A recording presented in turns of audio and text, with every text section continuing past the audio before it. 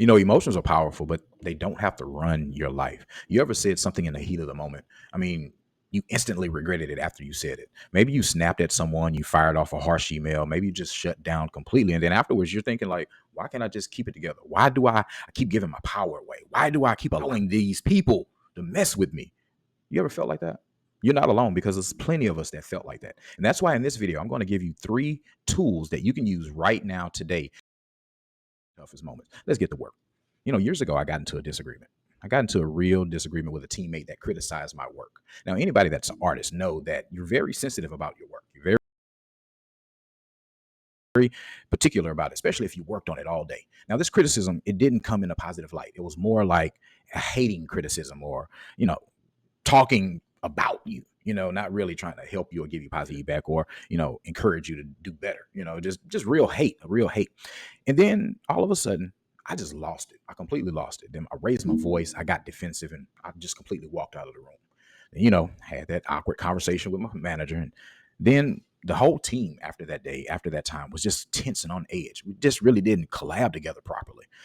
And that day taught me this: reacting on impulse, it might feel good right then and there in the moment, but it can cost you way more in the long run. And sometimes narcissists, they like to pull that particular emotion out of you, do certain things to get that emotion, and then point the finger back at you. So to be able to stay calm, we're going to use these 3 tools to be able to get ourselves together, to be able to develop self-regulation. What is self-regulation, you might ask? Well, self-regulation is your ability to manage your emotions, especially when you're under stress, when you're pressure, when you're triggered.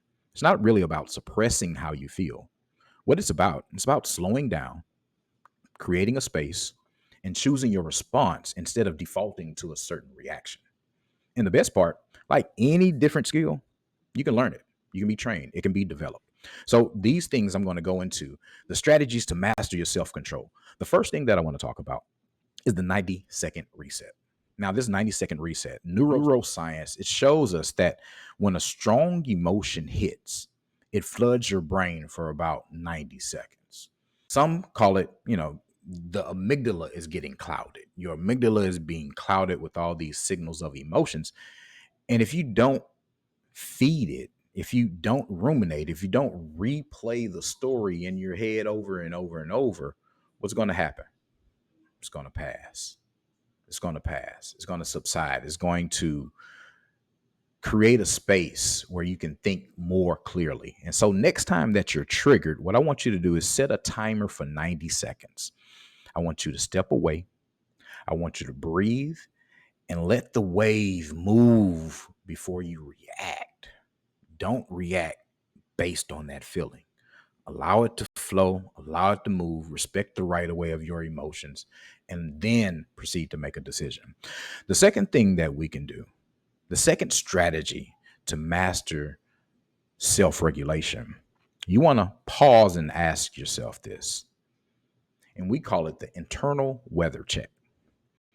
When you pause, you're asking yourself these particular questions. What's the weather like inside of me today? Am I stormy? Am I sunshiny? Am I cloudy? Am I foggy? Am I clear? What this does, it helps you tune in before you actually make a decision. It's calming that volcano down before it actually erupts. So once you know what's going on internally, you can then regulate it externally. Focus on your control factors, what you can control, what your emotional attachments are. The third thing that we want to discuss, the third strategy to master self-regulation, is you want to anticipate your triggers. If you know you're going to come across a situation, you know for sure that this situation is going to trigger you, be ready for it, be prepared for it. Write a simple plan, such as like, I feel this way, then what I'll do, the first thing that I want to do is this. And so now we can analyze how we are responding to the known triggers that we are about to walk into. So for example, you can say something like, I feel overwhelmed during a meeting with this particular person. Then you'll write down your thoughts instead of speaking right away. You can write it down. And that's a good way to not interrupt anybody, by taking notes about what you're writing down, what you want to say. That prevents us from speaking just to respond. We're not actively listening. So this gives our brain a default plan to follow instead of just spiraling out all the way into our stress. So let's say your kid spills something on your laptop. Whoo, that first reaction is like, So the old you might snap and yell and create a guilt situation. But the regulated you, what's it going to do? It's going to take a deep breath. It's going to say accidents happen. Let's clean this up together. So the same event, you have a completely different outcome. And that's the power of self-regulation. That's going to take some work. Whew. So here's your challenge. We can't leave you without your challenge. Can't leave you without your weekly challenge. I want you to try the 90-second reset today.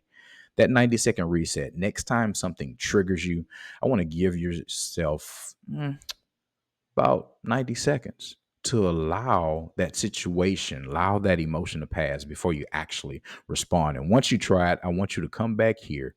I want you to comment and let's talk about it. How did you feel before you reacted? And how did it work? So next week, we're going to move into motivation. We're going to focus on how to push forward when you're feeling stuck and how emotional intelligence fuel real progress. So I want you to hit that subscribe button, turn on your notifications, and I'll see you next week. Remember, self-work is the best work. So let's get to work. Peace.